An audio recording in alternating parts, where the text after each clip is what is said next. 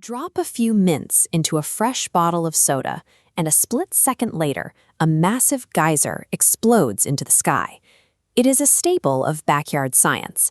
Everyone knows how it looks, and everyone knows the golden rule of the experiment.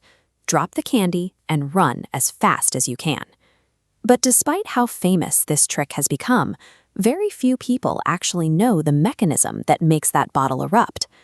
The common assumption is that the ingredients in the candy mix with the soda to create a violent chemical reaction.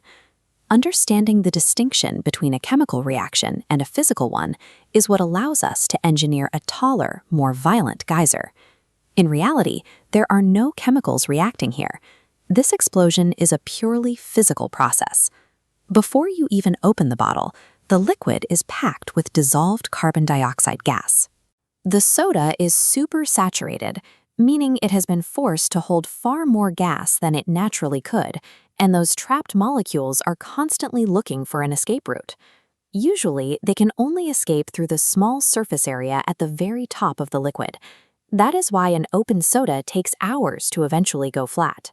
Then, you drop in the catalyst, a standard uncoated mint Mentos candy. The candy doesn't change the soda's chemistry.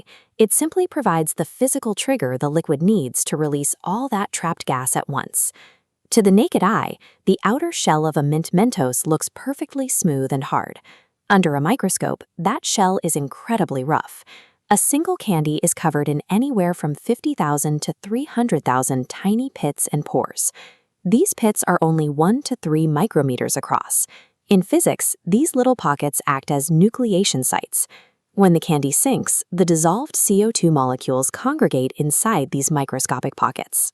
They clump together, building a rapidly growing gas bubble.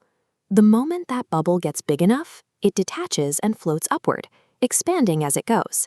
And the instant it leaves, a brand new bubble starts forming in that same empty pit. The geyser we see is actually millions of these microscopic bubbles forming simultaneously, violently pushing the liquid out of the bottle as they rise. By applying these physical rules, we can manipulate specific variables to engineer the largest possible geyser. First, we have to choose the right liquid. You could use regular soda, but Diet Coke is the standard for a reason. Diet soda contains artificial additives like aspartame, which lower the water's surface tension. This makes it easier for bubbles to stretch the liquid surface and break free.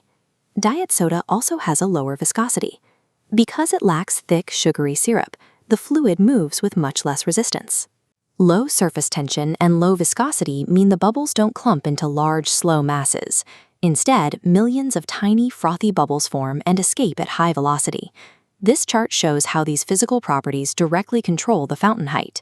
Researchers tested this by adding ethanol to Diet Coke to manipulate its viscosity and surface tension, finding that these variables alone determined how high the geyser could go.